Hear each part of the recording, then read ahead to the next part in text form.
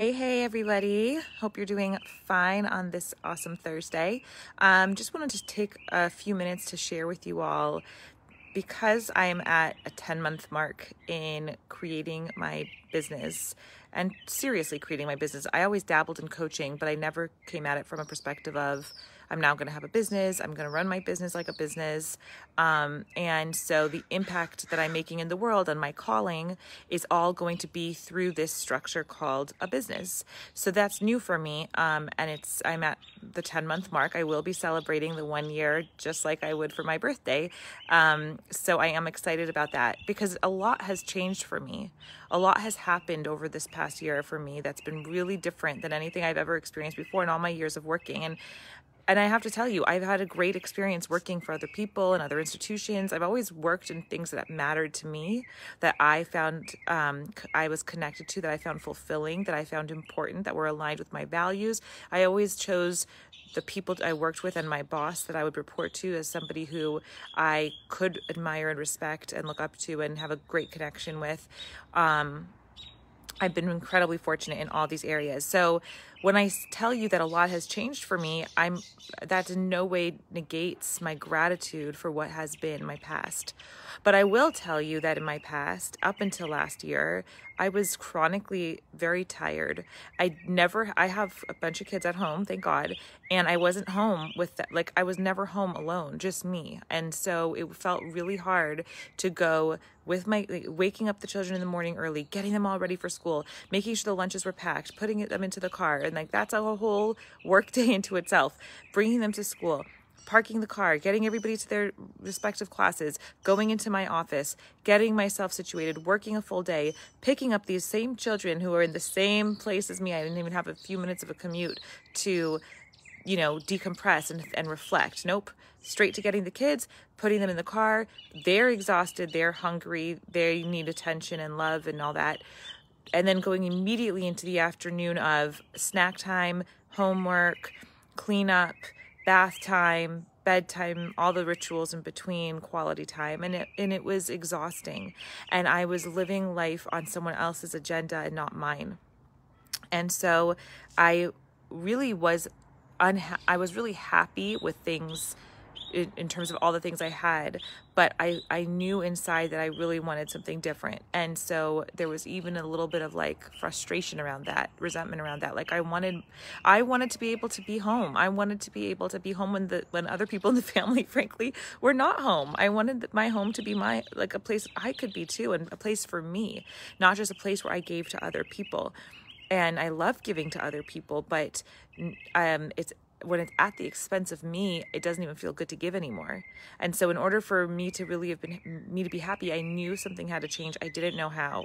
I've been always contributing to my family, helping support my family, and it's really important to me. And so for me, the idea of going and leaving the workforce that I was accustomed to and starting my own business felt really, really, really risky. And I wasn't just risking myself, I was risking my children, I was risking my spouse, I was risking everybody who was important to me. And so there were a few things that had to happen. I mean, I had to get to a place of, first of all, feeling like my desire was so great to start something I wanted.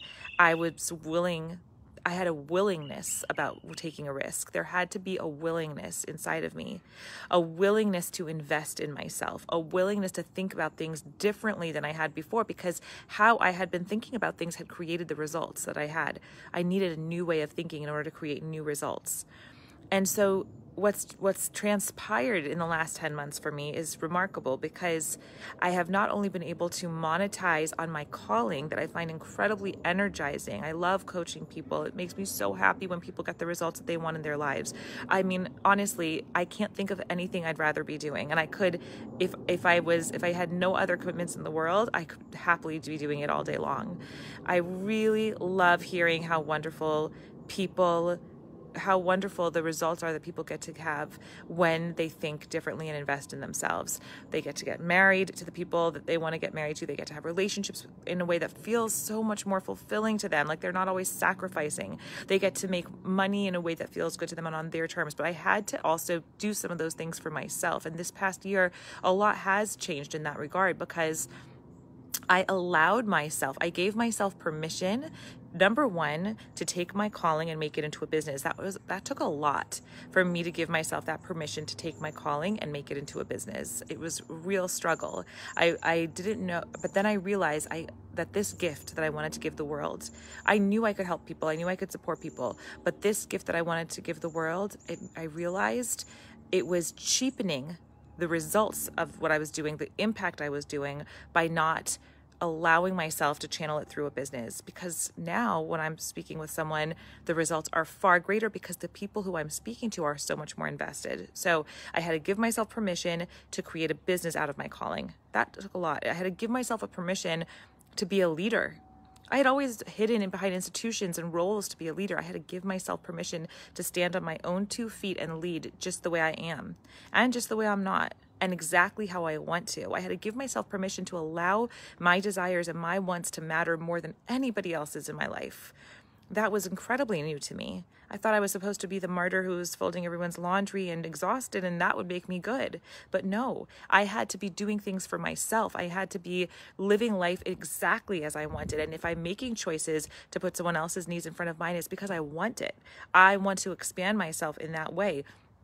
Never at the expense of my sanity, never at the expense of my fulfillment, never at the expense of my happiness. So what's transpired from all of that is I have fallen in love with this process that I have created, because I have made sure that every rung of the ladder I'm climbing is something I love doing.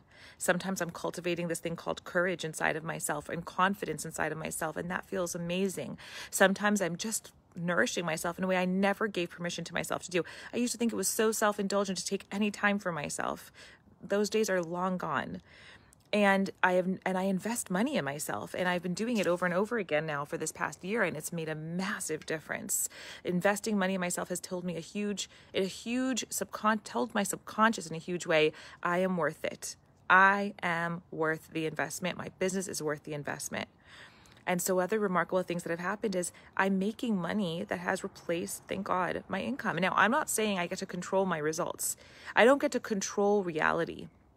But what I do get to control is my experience of reality. And by controlling my experience with reality, I end up shaping myself. And by shaping myself, I make myself into a container for abundance in a way I never had before. So I am accessing things that I never thought I could access before. And I would say the most important resource that I have gotten and I get paid in is my time. I have so much more time.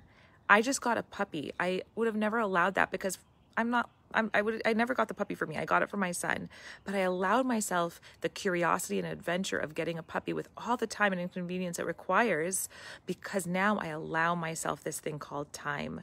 I give myself as much time as I want. And this is all with a full career and kids and a husband and a dog. And the only reason I'm allowing myself to do it is because I see if I don't allow myself to do it, I don't get the things that I want. I don't get to experience the things I have in a way that feels good to me. So I have gained a lot of happiness, a lot of content, as well as the money, as well as the time. And so what I say to you is, if you want the whole package, but just haven't given yourself permission to get the whole package, and I'm not going to pretend life is perfect. Every day I'm facing resistance inside of myself, but because I'm constantly challenging myself to level up and level up and level up again, show up powerfully again. But I will tell you, your problems and your challenges will become problems and challenges you're really proud of. You could be really proud of the problems and challenges you're facing when you invest in yourself in this way, when you make choices about how you're experiencing your reality and you take risks in a way that you didn't before, when you think differently about some things that you've thought in the same way about for so long and it's created the same result, and you feel stuck. And I get it. You're exhausted. You feel stuck, but you're doing everything right and you're working so hard and you do lead and you are good and you do have success, but honestly, it could be leveled up so much. So some food for thought today. Would love to hear your thoughts on this. What has worked for you? What hasn't? And if you want to, PM me, I would love to hear from you. A couple things. This month is coming up. Step into Self with a few amazing, powerful women who are coming into the group and are going to transform with you. If it speaks to you, join me. It's a 9-day container. Message me about it. And also, if you haven't gotten my emails, or if you don't get my emails of inspiration and disruptive thinking, go to thiswaytoeden.com and go ahead and subscribe to my emails. It's a free way to disrupt your thinking, to think differently about things. And so and also one-on-one coaching. There's really, as someone who's been a recipient of it, there's nothing that changes your life like somebody dedicated to disrupting the way you've been thinking, disrupting the system you've been using to get the current results you have, so that you can create new results. All right. I'm sending love to you guys and wishes that you will get the abundance you desire in all arenas. Bye.